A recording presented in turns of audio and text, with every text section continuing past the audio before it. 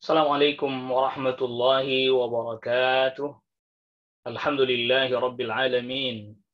Wabihi nasta'inu ala umuri dunya waddin. Wassalatu wassalamu ala nabiyyina Muhammadin wa ala alihi wa sahbihi wa man tabi'ahum bi ihsanin ila yaumiddin.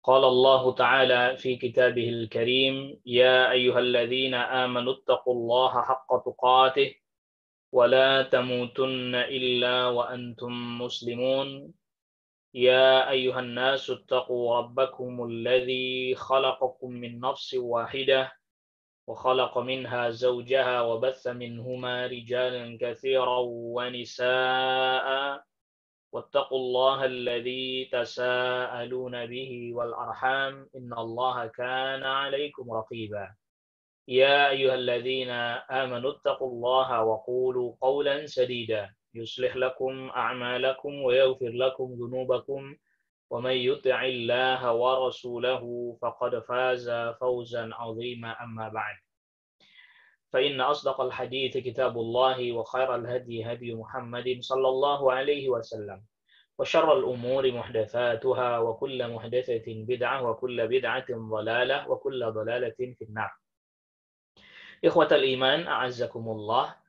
Pada kesempatan di pagi hari ini bertepatan dengan tanggal 3 Dzulhijjah 1441 Hijriyah. Alhamdulillah kita masih diberjumpakan kembali di majelis ilmu melanjutkan qiraah kita pada syarah Risalah Al-Jami' li'ibadatillahi wahdah. Salawat salam semoga tercurahkan kepada Nabi kita Nabi Muhammad sallallahu alaihi wasallam, kepada keluarga, kerabat dan juga kepada seluruh sahabat radhiyallahu anhum ajma'in. Ikhwatal iman, a'azzakumullah. Pada pertemuan kita di kesempatan pagi hari ini kita masuk pada pembahasan tentang dzabhul qurbanu wan nadhru. Dan di antara ibadah kepada Allah Subhanahu wa taala adalah dzabhul qurban, menyembelih hewan yang diniatkan dalam rangka untuk mendekatkan diri kita kepada Allah Subhanahu wa taala. Berkata Asy-Syaikh Al-Muallif rahimahullahu taala, wa dzabhul qurbani, dan menyembelih kurban, yaitu menyembelih hewan yang diniatkan dalam rangka untuk mendekatkan diri kepada Allah Subhanahu wa taala. Insyaallah taala kita akan melakukan ibadah ini, yaitu menyembelih hewan kurban, yang itu disyariatkan pada tanggal 10, 11, 12, dan 13 Dzulhijjah. Ya, 11, 12, 13 disebut dengan Ayyamut Tasyriq, sedangkan tanggal 10-nya disebut dengan Yaumun Nahar. Yaumun Nahar itu karena diambilkan dari firman Allah Subhanahu wa taala, "Fashalli li rabbika wanhar." Salatlah karena Rabbmu, menyembelih juga karena Rabbmu. Lalu kemudian tanggal 11, 12, 13 disebut dengan Ayyamut Tasyriq, hari-hari tasyriq dengan qaf.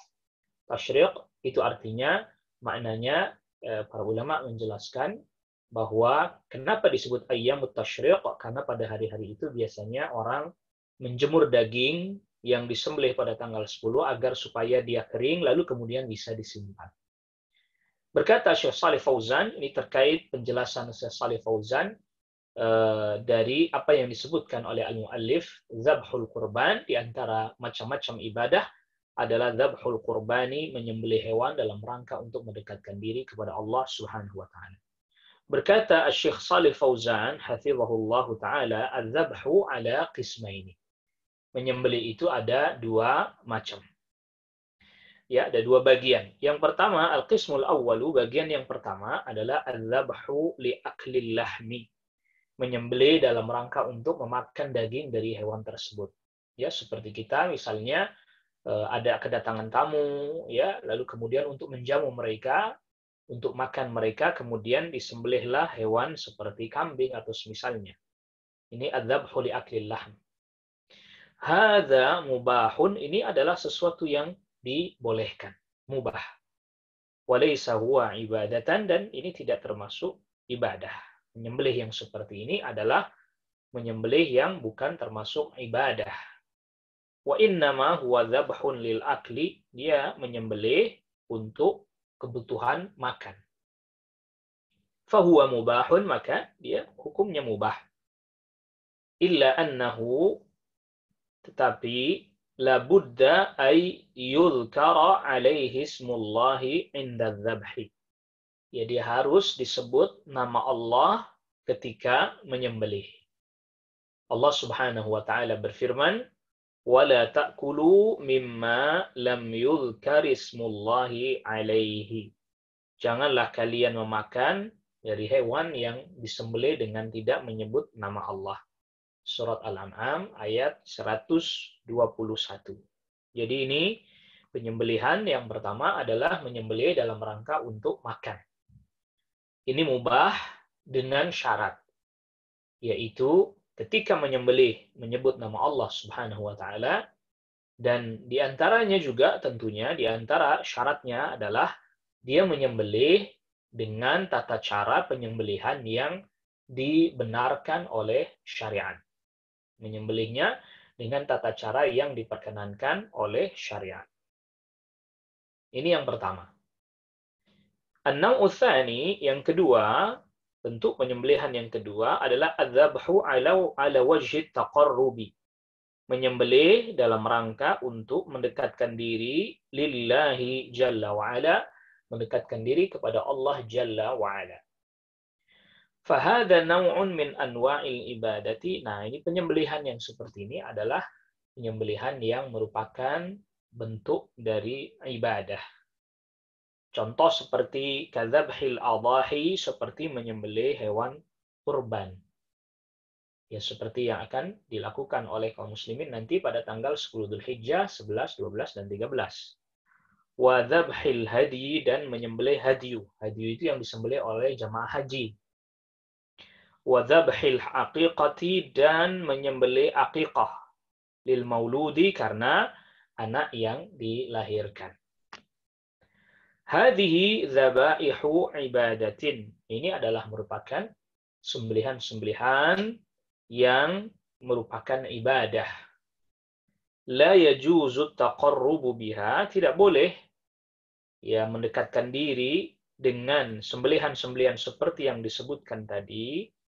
Tidak boleh dia menjadikan niatnya dengan sembelihan-sembelihan tadi at-taqarrub, mendekatkan diri, illa lillahi azza wa jalla, melainkan hanya untuk Allah azza wa jalla saja.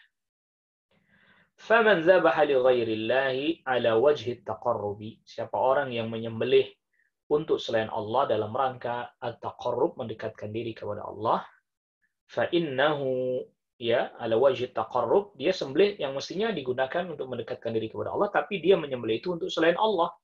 Fa innahu yakunu musyrikan asyirkal akbar.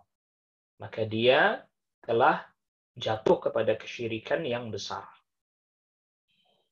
Qala ta'ala, Allah Subhanahu wa ta'ala berfirman, Qul inna salati wa nusuki wa mahyaya wa mamati lillahi rabbil alamin la syarika lah wa bidzalika umirtu wa ana awwalul muslimin. Qul inna salati, katakan sesungguhnya salatku, wa nusuki, dan sembelihanku. Jadi wa nusuki maknanya adalah sembelihanku. Wa mahyaya, dan hidupku, wa mamati, dan matiku, lillahi rabbil alamin, ya hanya untuk Allah, Rabb seluruh alam. Suratul An'am ayat 162. An-nusuk maknanya adalah adzabhu. Wa qaranahu ma'as salati, dan Allah Subhanahu wa taala menyebutkan menyembelih ini bersamaan dengan salat. Qul inna salati wa nusuki. Katakan sesungguhnya salatku dan sembelihanku. Dan Allah Subhanahu wa taala juga ini sebutkan menyembelih ini bersamaan dengan salat juga di surat Al-Kautsar. Wa qala subhanahu wa ta'ala, Allah Subhanahu wa taala berfirman, "Fashalli li rabbika wanhar." Salatlah karena Rabbmu, wanhar, dan menyembelihlah juga karena Rabbmu. Ini surat Al-Kautsar ayat yang kedua. Qarana an-nahra ma'as salati. Allah Subhanahu wa taala menyebutkan nahar. Nahar itu menyembelih unta, ya. Kenapa dia sebutannya khusus? Karena nyembelihnya untaknya berdiri. Dalam keadaan unta berdiri, ya disembelih di bagian leher yang bawah. Qarana an-nahra ma'as salati, Allah Subhanahu wa taala menyebutkan an-nahr, yaitu menyembelih, disebutkan bersamaan ma'as salati, bersama dengan salat. Nah, di dalamnya terdapat faedah apa? Fakama annahu la tajuzu salatu li ghairillahi. Sebagaimana tidak boleh salat untuk selain Allah, fakadzalika adzabahu, demikian juga menyembelih. Ya, wan nahru, dan menyembelih. Jadi adzabah ini untuk selain unta, wan nahru ini nyembelih untuk unta. Tidak boleh ada wajhi taqarrubi, dalam rangka untuk mendekatkan diri, la yakunu illa lillahi, tidak boleh kecuali hanya mendekatkan diri kepada Allah Subhanahu wa taala saja. Faman dzabaha yataqarrabu ila mayyitin. Siapa orang yang menyembelih dalam rangka mendekatkan diri kepada orang yang sudah mati, au ila qabrin, atau kepada kuburan, au ila darihin, darih ini juga artinya kuburan, atau kepada kuburan, kama alaihi ubadul kuburil yauma, sebagaimana yang dilakukan oleh para penyembah kubur hari ini, fa innahu yakunu musyrikan asyirkal akbar, maka dia telah berbuat kesyirikan dengan kesyirikan yang besar. Wa fil hadits, dan di dalam hadis, an Ali radhiyallahu anhu, dari sahabat Ali radhiyallahu an, qala, berkata sahabat Ali bin Abi Thalib, qala Rasulullah sallallahu alaihi wasallam, Rasulullah sallallahu alaihi wasallam bersabda, la'anallahu man dzabaha li ghairillahi. Allah melaknati orang yang menyembelih untuk selain Allah Subhanahu wa taala. La'anallahu man la'ana walidayhi, Allah laknati orang yang melaknati kedua orang tuanya. Bagaimana kok dia bisa melaknati kedua orang tuanya? Dia laknati orang tua temannya, lalu kemudian temannya melaknati orang tuanya. Ini sama saja dia melaknati orang tuanya sendiri, karena dia telah menjadi sebab orang tuanya dilaknati oleh orang lain, maka dia sama saja seperti melaknati orang tuanya sendiri. Waliyadzubillah. Lalu kemudian, la'anallahu man awa muhditsan. Allah melaknati orang yang memberikan perlindungan kepada pelaku kemaksiatan. Muhditsan memiliki dua makna. Makna yang pertama adalah pelaku kemaksiatan. Jadi orang yang berbuat maksiat tidak boleh dilindungi. Ya, tapi apabila ada orang mencuri, lalu kemudian mau dibunuh secara massal misalnya, ya, lalu kemudian kita kita selamatkan dia, sembunyikan dia, ini bukan berarti melindungi pelaku kesalahan, enggak, tapi membantu agar orang tidak dihukum melampaui apa yang semestinya diberikan pada dirinya. Karena hukumannya bukan dihukum secara massal, dia dibunuh secara massal, bukan. Lalu kemudian selanjutnya, makna yang kedua, muhditsan adalah pelaku kebid'ahan. Jadi tidak boleh kita membenarkan atau kemudian melindungi pelaku kebid'ahan dengan dibenarkan. Karena dengan begitu nanti akhirnya jadi menyebar. Dan perlu kita ketahui bahwa kalau kemaksiatan, orang semua mengakui dan mengetahui keburukannya. Tetapi kebid'ahan dianggap sebagai sebuah kebaikan. Oleh karena itulah kemudian ketika dia dibenarkan, nanti orang akan beranggapannya itu bagian dari ajaran Islam. Lalu kemudian selanjutnya, la'anallahu man ghayyara manaral ardh. Allah laknati orang yang merubah tanda tanah, patok tanah. Dia geser patok tanahnya. Nah, yang menjadi syahid di dalam hadis ini adalah awal permulaan dari hadis ini. La'anallahu man dzabaha li ghairillahi. Allah laknati orang yang menyembelih untuk selain Allah Subhanahu wa taala. Akhrajahu Muslim. Hadis ini diriwayatkan Imam Muslim wa Ahmad dan Imam Ahmad. Famin hadhil umuril mal'uni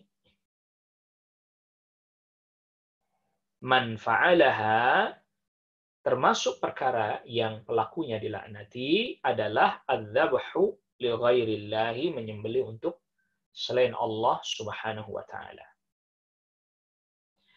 Man dzabaha li ghairillahi, siapa orang yang menyembelih untuk selain Allah Subhanahu wa taala, ka'ayyadhbaha lil quburi, seperti dia menyembelih untuk kubur, yataqarrabu ilaihim, mendekatkan diri kepada orang-orang yang sudah mati, liyaqdu lahu hawaijahu, agar supaya mereka bisa memenuhi hajat-hajat orang yang menyembelih ini, ya.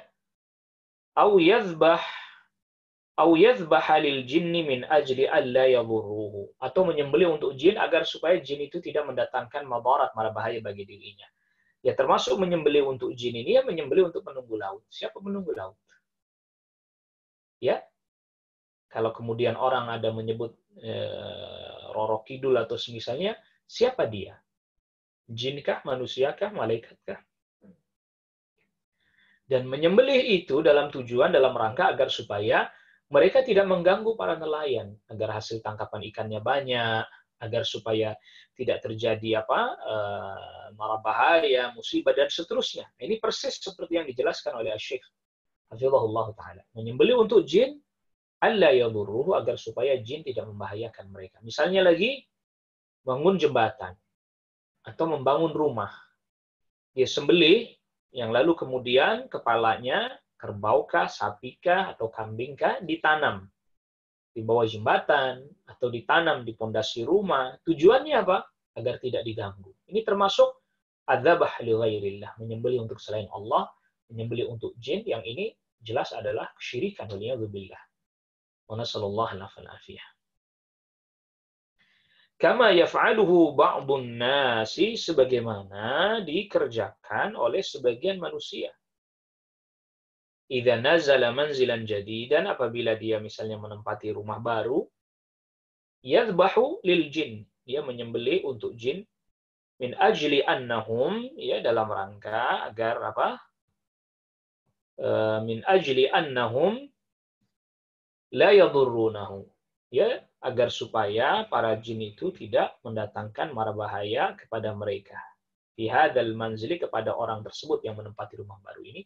Fi hadzal manzili, di rumah ini. Ya, jadi rumah baru dia sembelih, tanam kepala kerbau. Atau rumah baru dibangun misalnya, dia tanam di pondasinya kepala kerbau. Jembatan dia tanam di bawahnya kepala kerbau. Ya, dia sembelih, ditanam kepalanya di bawah jembatan tersebut. Nah, ini syirik. Atau yadhbahu indal bab, dia sembelih hewan itu di pintu rumah baru tersebut. Wa yarushu min damihi 'alal judrani, lalu dicipratkan darahnya di tembok misalnya. Yataqarrabu ilal jinni, dia mendekatkan diri kepada jin. Au idza aqama masyru'an minal masyari', atau dia mengerjakan satu proyek ini. Mengerjakan satu proyek, kal masani'i, ya, seperti pokoknya dia bikin pabrik kah, atau kemudian membuat satu proyek kah, yadhbahu inda awwali harakatil aliyati, ya, ketika awal mula mau bergerak, gitu ya, apa mungkin kalau bahasa kita sekarang apa, peletakan batu pertama, ya, dia sembelih kerbau, sapi, kepalanya ditanam. Li ajli annal masani'a taslam, agar supaya ini proyek ini, pabrik ya yang sedang dibangun atau semisalnya, agar supaya selamat. Ya, agar supaya selamat, agar supaya enggak diganggu. Nah, ini namanya menyembelih untuk selain Allah Subhanahu wa taala. Nah, sembelihan yang seperti ini itu kesyirikan, dan daging dari hewan yang disembelih itu haram walaupun disembelih dengan menyebut nama Allah sekalipun. Ya, karena kalau sembelihan jenis yang kedua ini, syaratnya dia sebut nama Allah, cara menyembelihnya sesuai dengan tuntunan syariat, lalu kemudian yang ketiga syaratnya dia niatnya memang ya untuk Allah. Seperti orang udhiyah, ya, korban.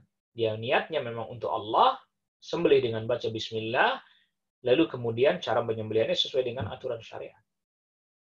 Nah, kalau dia menyembelih dengan niat yang seperti ini tadi, atau taqarrub, mendekatkan diri, atau supaya tidak diganggu, itu niatnya untuk selain Allah. Sehingga walaupun dia menyebut bismillah, tapi niatnya memang udah untuk selain Allah Subhanahu wa taala, maka wallahu a'lam ini sembelihan kesyirikan dan dagingnya juga haram. Ya, karena masuk ke dalam wa ma uhilla bihi li ghairillah. Disembelih disebut nama selain Allah atau memang niatnya untuk selain Allah.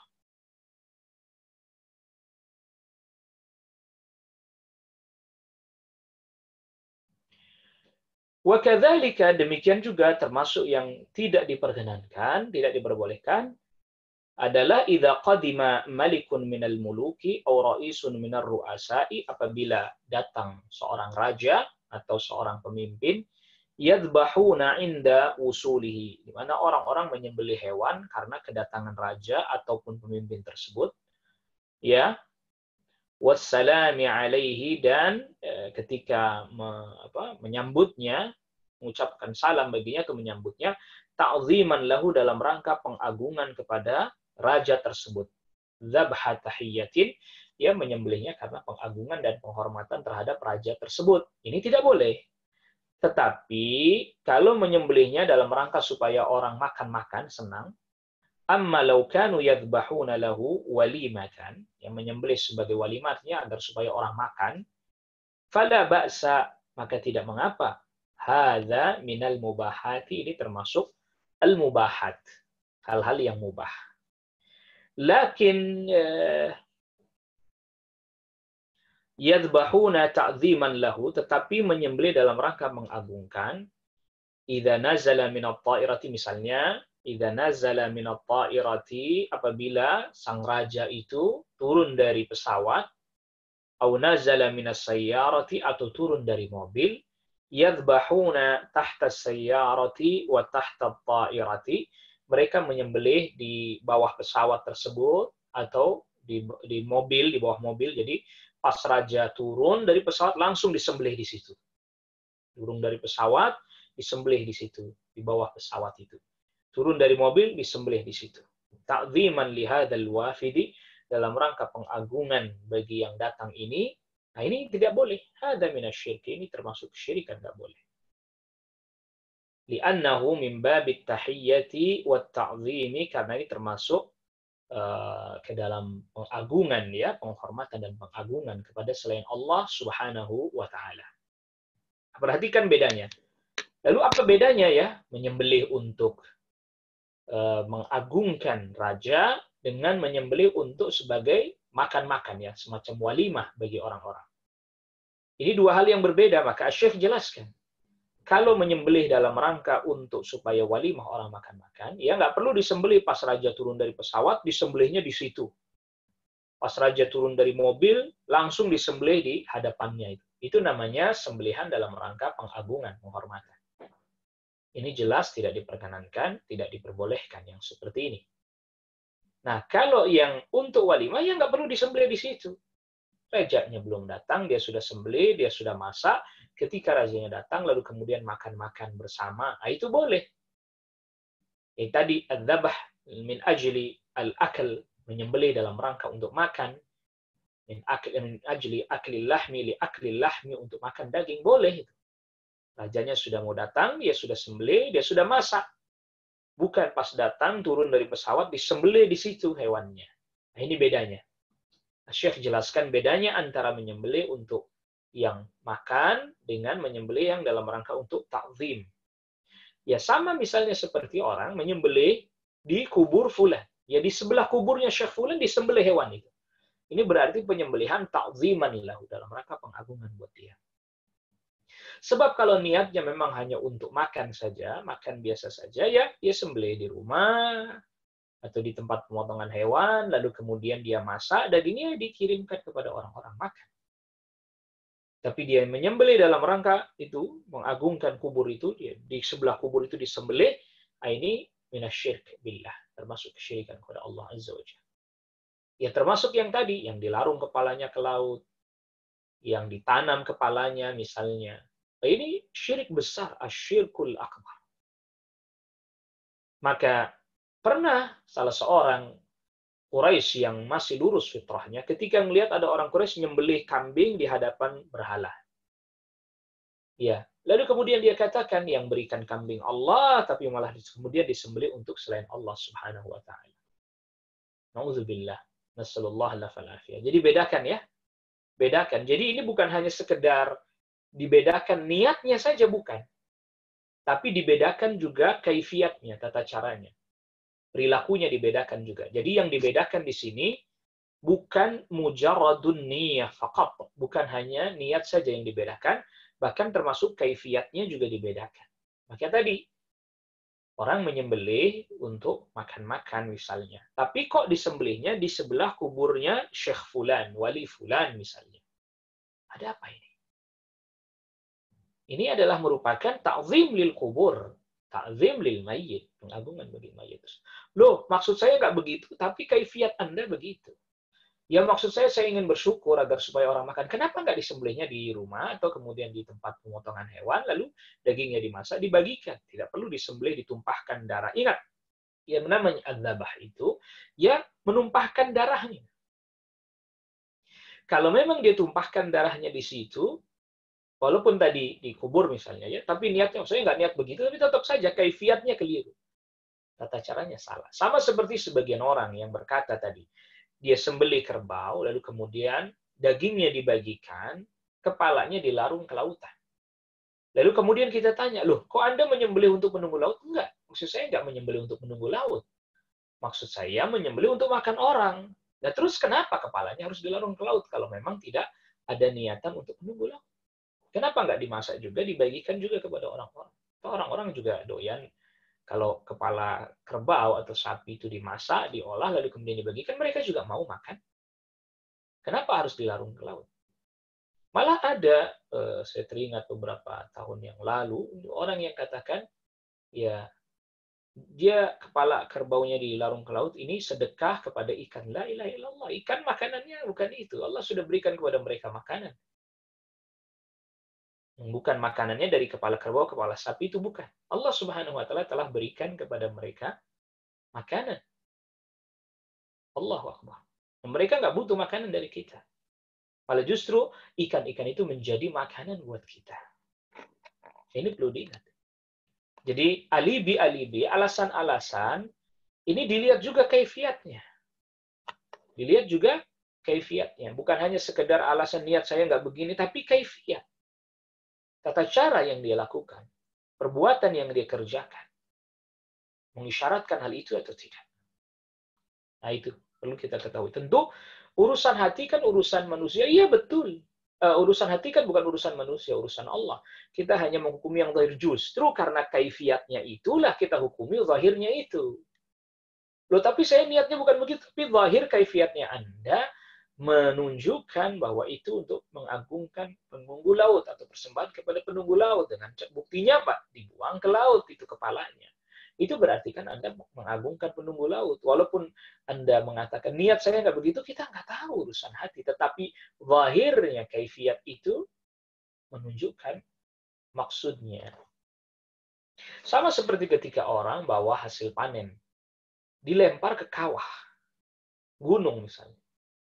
Kita katakan, oh ini persembahan untuk selain Allah. Oh enggak, maksud kami ini hanya bersyukur kepada Allah. Iya, tapi kaifiatnya enggak begitu. Kalau mau bersyukur kepada Allah, ya hasil panen ini dibagikan kepada orang-orang fakir. Kepada orang-orang miskin.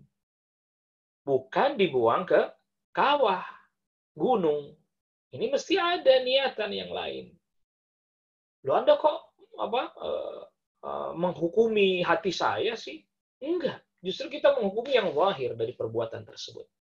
Kita tidak menghukumi hatinya, kita menghukumi yang zahir dari perbuatan itu, bahwa zahirnya perbuatan itu adalah mempersembahkan sesuatu untuk selain Allah Subhanahu wa taala. Sekecil apapun, lalat saja berbahaya, apalagi hasil panen yang berlimpah dan seterusnya, apalagi kerbau, hewan yang besar, sapi, Allah musta'an. Nah, ini perhatikan. Naam. Jadi ini terkait dengan masalah menyembelih ya. Lalu kemudian berkata Syekh Al-Muallif rahimahullahu taala, wan nadhru dan nazar. Termasuk ibadah adalah nazar. Kata Syekh Shalih Fauzan hafizahullahu taala, an-nadhru huwa iltizamu ibadatin lam yalzam biha syara'. Lam yalzam biha syara'u. Nazar adalah mewajibkan satu ibadah yang tidak diwajibkan oleh syariat. Kita mewajibkan satu ibadah atas diri kita yang syariat tidak mewajibkan. Itu namanya nazar. Nah, nazar ini kalau dari awal mula dia bernazar, ini bukan ibadah. Perhatikan tinjauannya. Jadi nazar kalau dilihat dari seseorang memulai bernazar, maka ini bukan ibadah. Maka Rasulullah SAW melarang hal itu. Tapi kalau sudah terlanjur terucap, nah dia harus memenuhinya. Itu ibadahnya dia harus memenuhinya di situ. Jadi nadar ini ibadah ditinjau dari sisi memenuhinya. Maka perhatikan penjelasan Syekh Hafizahullah Ta'ala, wa huwa naw'un min anwa'il ibadati, nadar termasuk adalah salah satu macam ibadah. Qala ta'ala, Allah Subhanahu wa taala berfirman, yufuna bin nadri wa yakhafuna yawman kana syarruhu mustatira. Yufuna bin nadri, mereka memenuhi nadar. Wa yakhafuna yawman, dan mereka takut pada satu hari kana syarruhu mustatira, yang keburukannya merata. Surat Al-Insan ayat yang ke-7. Yang Allah Subhanahu wa taala puji di sini bukan mereka bernazar. Perhatikan. Yang Allah Subhanahu wa taala puji di sini bukan mereka bernazarnya, bukan. Yang Allah puji di sini yufuna bin nadri. Mereka memenuhi nazar. Mereka memenuhi nazar. Maka nazar itu ibadah, tinjauannya bukan dari orang banyak-banyak bernazar. Bukan. Kalau itu malah dilarang. Rasulullah SAW sabdakan, innahu la ya'ti bi khairin. Nazar itu tidak mendatangkan kebaikan. Nggak merubah apapun. Artinya tidak bisa merubah sesuatu, nggak bisa. Apa yang Allah tetapkan, pasti itu yang terjadi. Ya. Jadi tidak merubah. Innama yustakhraju minal bakhili. Nabi SAW sabdakan, nazar, artinya orang memulai nazar, banyak bernazar, itu keluar dari orang yang kikir. Orang yang pelit, dia nggak mau ibadah kecuali nazar misalnya. Kalau nggak nazar, ya nggak ibadah misalnya. Jadi nazar ini ibadah ditinjau dari sisi ketika dia sudah mengucapkan, dia wajib memenuhinya. Memenuhi nazar ini ibadah. Tetapi memulai nazar, atau mudah-mudah bernazar, atau banyak-banyak bernazar, ini sesuatu yang dilarang. Sebagian para ulama katakan makruh tahrim ini. Maka kata Syekh Shalih Fauzan hafizahullah taala, fa'athna 'alaihim annahum yufuna bin nadri. Allah puji mereka karena mereka memenuhi nazar, bukan karena mereka banyak-banyak bernazar. Maka nazar itu ibadah ditinjau dari sisi kewajiban memenuhinya ketika sudah terucap. Misalnya orang berkata, lillahi alayya kadza. Karena Allah saya harus melakukan ini. Saya nazar akan, dan ini diucapkan ya, bukan hanya dalam hati ya. Qaul, ucapan. Nazar itu ucapan. Dia ucapkan, saya bernazar, saya akan melakukan ini. Demi Allah, kalau saya begini, maka akan begini. Itu namanya nazar. Wa qala ta'ala, dan Allah Subhanahu wa ta'ala, wa ma anfaqtum min nafaqatin aw nadartum min nadrin fa innallaha ya'lamuh. Apapun yang kalian infakkan atau yang kalian nadarkan, maka Allah mengetahuinya, artinya Allah akan membalasnya. Surat Al-Baqarah 270. Qaranahu ma'an nafaqati was sadaqati. Allah Subhanahu wa taala sebutkan bersamaan nazar dengan nafaqah, sedekah, menginfakkan harta. Wan nafaqatu was sadaqatu ibadatun. Ya, menginfakkan harta dan sedekah adalah ibadah. Fayakunun nadhru, maka nazar juga adalah ibadatan, ibadah juga. Qala subhanahu, Allah Subhanahu wa taala berfirman, wal yufu nuzurahum. Hendaklah mereka memenuhi nazar mereka. Ya, lihat, perhatikan nih, memenuhi nazar. Wal yatawafu bil baitil atiq, dan tawaflah. Hendaklah mereka tawaf di al baitil atiq, rumah yang kuno, artinya tempat ibadah yang sudah ada sejak dahulu, yaitu Ka'bah. Surat Al-Hajj ayat ke-29. Qaranahu, Allah Subhanahu wa taala menyebutkan nazar bersamaan di dalam ayat ini, yaitu surat Al-Hajj ayat ke-29, ma'at tawafi, disebutkan bersamaan dengan tawaf. Wa tawafu ibadatun lillahi azza wa jalla, dan tawaf adalah ibadah kepada Allah azza wa jalla. Fal wafa'u bin nadri, memenuhi nazar adalah ibadatun, ibadah. Hada fi nazri ta'ati, ini kalau nazarnya berupa ketaatan. Idza nadzara ay yatasaddaqa, apabila dia bernazar dia mau sedekah, ya, wajib dia tunaikan. Idza nadzara ay yusalli, apabila dia nazar hendak salat sunnah. Idza nadzara ay yasuma, apabila dia bernazar puasa sunnah. Ya, atau yang fardu ya. Kalau yang fardu nggak perlu dinazarkan memang sudah wajib ya. Idza nadzara ay yahujja, apabila dia nazar hendak berhaji. Idza nadzara, apabila dia bernazar ay ya'tamira, hendak menunaikan ibadah umrah. Qala sallallahu alaihi wasallam, Nabi sallallahu alaihi wasallam bersabda, "Man nadzara ay yuti'a Allah falyuti'hu." Siapa orang yang bernazar mentaati Allah, maka taatilah Allah. Artinya tunaikan nazarnya. Amma nadhrul ma'siyati, adapun nazar maksiat, fa innahu yahrumul wafa'u bihi, maka haram dia menunaikan nazar maksiat tersebut. Jadi dia tidak boleh menunaikannya. Qala sallallahu alaihi wasallam, Nabi sallallahu alaihi wasallam bersabda, "Wa man nadhara ay ya'siyallaha fala ya'sihi." Siapa orang yang bernazar bermaksiat kepada Allah, maka jangan dia tunaikan nazarnya tersebut. Ya. Ya, dia tidak tunaikan, lalu kemudian dia bayar kafarat, dan kafaratnya adalah kafaratul yamin. Ya, kafarat sumpah, yang memerdekakan budak, puasa 3 hari. Kalau tidak bisa, puasa 3 hari. Wa man nadhara al-ma'siyata wa min nadhril ma'siyati termasuk nadar maksiat adalah an-nadhru lil quburi, nadar untuk kubur-kubur. Nah, ini bahkan kesyirikan ya. Kalau nadar yang seperti ini jelas tidak jadi dan tidak sah. Faman nadhara li qabrin, siapa orang yang bernadar untuk satu kubur, saya nadar nanti kalau ini saya akan menyembelih misalnya di kuburnya Syekh fulan. Nah, ini nadar syirik. Nggak boleh. Au nadhara li mayyitin, nadar untuk mayyit. Ya, nanti gini kalau saya berhasil, nanti saya nadar akan membangun kubur ini. Ya, jangan ditunaikan. Ya, nazar saya akan tadi menyembelih untuk wali fulan di kubur ini. Nggak boleh. Kesyirikan. Saya bernazar kalau nanti tangkapan ikan saya banyak, saya akan sembelih kerbau, kepalanya saya buang ke laut. Tidak boleh. Makanya ini di dalam kitab At-Tauhid, Syekh Muhammad bin Abdul Wahab At-Tamimi Najdi rahimahullahu taala membawakan di dalam kitab At-Tauhid bab menyembelih untuk selain Allah. Setelahnya larangan menyembelih untuk Allah di tempat yang biasanya disembelih hewan untuk selain Allah Subhanahu wa taala. Nah, lalu kemudian yang ketiga bicara tentang nazar.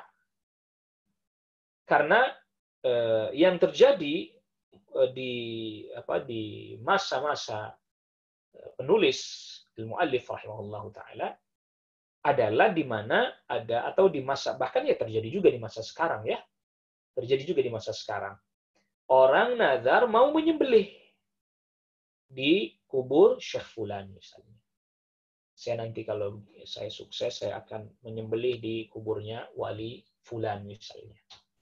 Atau saya akan bersedekah untuk kuburnya wali fulan dan seterusnya. Nah, ini nazar kesyirikan. Tidak jadi ini, tidak jadi. La yan'aqidu, tidak jadi nazarnya. Tidak sah nazarnya. Fa innahu yakunu musyrikan syirkan akbar, maka orang yang melakukan hal seperti itu, maka dia telah berbuat kesyirikan dengan kesyirikan yang besar. Li'annahu, kenapa? Pertanyaannya, kenapa masa begitu doang syirik sih? Ini lihat, perhatikan rumusnya, kaidahnya. Li'annahu sarafa naw'an min anwa'il ibadati li ghairillahi subhanahu wa ta'ala. Karena dia telah memalingkan salah satu bentuk ibadah diberikan kepada selain Allah Subhanahu wa taala. Itu sebabnya. Dia nazar tapi peruntukannya untuk selain Allah, sedangkan nazar itu adalah ibadah. Sebagaimana tadi kita sudah sebutkan. Ya, nazar itu adalah ibadah sebagaimana tadi kita sudah sebutkan. Dan juga kita sudah jelaskan, dia ibadah ditinjau dari sisi menunaikannya. ya dia tunaikan itu. Makanya misalnya kalau orang berbuat nazar tadi, saya bernazar kalau nanti tangkapan ikan saya banyak, saya akan menyembelih kerbau, sapi yang besar, dagingnya saya bagikan kepada orang, kepalanya saya larung ke laut. Dia nazar itu, nazarnya tidak jadi dan tidak boleh dia tunaikan, dan kalau dia tunaikan maka dia telah berbuat kesyirikan dengan syirik yang besar, syirik al-akbar. Saya nazar nanti kalau umpamanya saya sukses naik pangkat misalnya, lulus ujian, diterima bekerja, maka saya akan bersedekah untuk kubur Syekh Fulan. Nah, itu kan sedekah loh, jangan sedekahnya. Jadi kan terjadi misalnya orang seperti di sebagian tempat, naudzubillah, dia sedekah untuk kubur Syekh Fulan, dia tabur uang itu di kuburnya Syekh Fulan itu. Itu kan berarti dia memang sedekah untuk kubur. Ya kalau umpamanya sedekah untuk fakir miskin, kenapa harus ke kuburnya Syekh Fulan? Kenapa nggak dibagi-bagikan aja? Lihat, perhatikan bedanya. Ya, kita ulangi lagi, perhatikan bedanya. Bedakan perbedaan tata cara satu dengan yang lain. Kendati pun terkadang seseorang niatnya sedekah, tapi ketika dia dikaitkan dengan sesuatu tempat tertentu atau kejadian tertentu, yang itu jauh lebih kuat. Sehingga kalau nggak ada kejadian tertentu atau nggak ada tempat tertentu atau tidak dilakukan di tempat tertentu, itu dia belum tentu mau melakukannya. Ya contohnya tadi. Ya, contohnya tadi. Jadi kalau nggak di kuburnya Syekh Fulan itu dia nggak mau. Misalnya begitu. Kalau tidak ada karena tujuan tadi supaya tangkapan ikannya banyak, misalnya, ya dia nggak akan sembelih kerbau. Lalu kemudian dia pun kepalanya dibuang ke laut. Ini ada apa ini? Sebab kalau memang niatnya untuk Allah atau untuk disedekahkan, ya nggak usah dia sembelihnya, nggak usah kepalanya dia buang ke laut. Ya, dia misalnya begini. Jadi orang usaha sukses. Alhamdulillah Allah berikan kepada saya kesuksesan. Lalu dia sembelih kerbau. Kepalanya dia masak, dagingnya dia masak, dia bagikan kepada orang fakir miskin. Ini dari kaifiat ini kita tahu, oh ini bukan apa-apa ya, memang dalam rangka supaya akli laham, makan daging. Tapi kalau dia sembelih itu sapi, kepalanya ditanam, kepalanya digantung misalnya, kepalanya dilarung misalnya. Apa ini? Ada apa ini? Kita kan menghukumi yang zahir aja, tapi niat saya loh, tapi yang zahir. Maka oleh karena itulah yang namanya penyembelihan untuk Allah Rabbul Alamin seperti akikah, apalagi tadi udhiyah, kurban. Dibagikan semua nggak? Dibagi semuanya, ya kakinya, ya kepalanya, semuanya dibagikan. Nggak ada yang disisakan, ditanam, digantung, ya nggak ada. Dibuang ke lautan, nggak ada. La yanalallaha luhumuha wala dima'uha walakin yanaluhu taqwa minkum. Allah tidak menerima dagingnya, darahnya, enggak. Tapi ketakwaan dari kita. Niat yang benar, kaifiat yang benar, tata cara yang benar, itu yang kemudian menunjukkan ketakwaan kita. Ikhwatal iman, azakumullah. Ya jadi, orang boleh berkata apa yang dia katakan. Tetapi kaifiatnya akan menunjukkan apa yang sebenarnya dia niatkan. Contoh misalnya begini. Ini contoh lain. Kita tidak terkait lagi dengan menyembelih untuk selain Allah. Misalnya, ketika ada anggota keluarga yang wafat. Anggota keluarga yang apa? Yang wafat. Lalu kemudian dia kumpulkan orang untuk mendoakan yang wafat tersebut, misalnya bersama-sama, lantas kemudian dia sedekahkan makanan dan seterusnya. Lalu apa dia bilang? Loh, ini kan sedekah. Ya, ini kan sedekah. Kan boleh kita bersedekah untuk mayit, untuk orang yang sudah wafat. Kita jawab, ya boleh. Ya, tetapi kenapa harus dikhususkan misalnya di hari tertentu, hari ketiga, hari keempat, hari kelima, hari keenam, hari ketujuh? Itu. Atau 1 tahunnya. Kalau memang kita ingin bersedekah. Kenapa nggak usah ditentukan? Ya sudah, sedekah saja. Nggak perlu juga orang harus diundang untuk kumpul secara khusus dan seterusnya, berdoa bersama. Yang ini tentu tidak ada kaifiatnya. Jadi memang dalam istilahnya para ulama, dalil-dalil yang digunakan biasanya dalil-dalil umum. anjuran bersedekah untuk mayit. Ini kan dalil umum. Ini kita tidak pungkiri. Tapi kenapa kemudian dikaitkan dengan kejadian tertentu atau dikhususkan pada waktu tertentu? Ya ini hanya bertepatan saja ya. Kenapa juga harus orang dikumpulkan dulu, suruh doa dulu, baru kemudian diberi sedekah? Kenapa enggak ya udah sedekah saja. Enggak perlu harus nunggu dia melakukan sesuatu dulu untuk kita baru kemudian kita berikan dia sedekah dan seterusnya. Ya. Bukankah kita diperintahkan untuk supaya berusaha tidak berharap dari manusia, tapi dari Allah Rabbul Alamin. Dan seterusnya. Jadi motif-motif ini sebenarnya sudah tahu orang bahwa oh iya ini nggak ada tuntunannya dan kalau mau sedekah ya nggak harus begini caranya. Tapi tadi bersembunyi, syaitan membuat kita tersamarkan dengan kita bersembunyi di balik dalil-dalil umum tadi. Ya, kita bersembunyi di balik dalil-dalil yang umum. Ya seperti ini contohnya. Sembelih kepala kerbaunya dibuang ke laut. Apa dia bilang? Sedekah kepada ikan. Ini kan nggak bisa diterima alasannya. Gimana sedekah pada ikan? Ya kayak tadi, saya sedekah kok untuk orang tua saya. Masa sedekah untuk orang tua saya nggak boleh? Loh, sedekah itu kan kalau ada kemampuan. Apalagi kemudian disebut sedekah ketika misalnya ada orang tuanya wafat, dia paksakan diri, uang nggak ada, tapi dia bikin acara besar-besaran, ngumpulin orang, untuk masak makanan dulu. Oh, itu bukan dari dia sendiri, uang dari tetangganya. Kenapa tetangganya nggak berikan uang atau sedekah dipakai buat keluarganya? Udah jelas keluarganya nggak mampu. Keluarganya dari orang yang wafat nggak mampu. Sudah jelas-jelas dia tidak mampu. Kenapa nggak dikasihin buat dia saja? Kenapa harus kemudian diberikan kepada dia, lalu dia pakai lagi buat masak untuk disedekahkan kepada orang lagi? Emang nggak boleh begitu? Lihat dari sisi mana kita bisa memahaminya. Kalau memang dia nggak mampu, ya buat dia. Keluarga yang wafat, apalagi dia lagi sedih, dia lagi susah. Bukan lantas kemudian dia keluarkan lagi untuk orang-orang. Nah, maka di sini perlu kita sama-sama memahami agar supaya tadi kita berusaha belajar menuntut ilmu untuk mengamalkan agama agar supaya kita sesuai dengan tuntunan agama. Bukan kita belajar untuk ilmu agar supaya membenarkan perbuatan kita, lalu kemudian kita anggap ini bagian dari agama. Wallahu ta'ala a'la wa a'lam. Ini yang bisa kita bahas pada pertemuan kita di kesempatan pagi hari ini. Semoga Allah Rabbul Alamin memberikan kepada kita ilmu yang bermanfaat, rizki halal dan thayyib, dan amal yang diterima oleh Allah Subhanahu wa ta'ala. Wallahu ta'ala a'la wa a'lam. Wa sallallahu ala nabiyyina Muhammadin wa alihi wa sahbihi wa sallama tasliman katsiran. Subhanakallahumma wa bihamdika asyhadu an la ilaha illa anta astaghfiruka wa atubu ilaik. Wassalamu alaikum warahmatullahi wabarakatuh.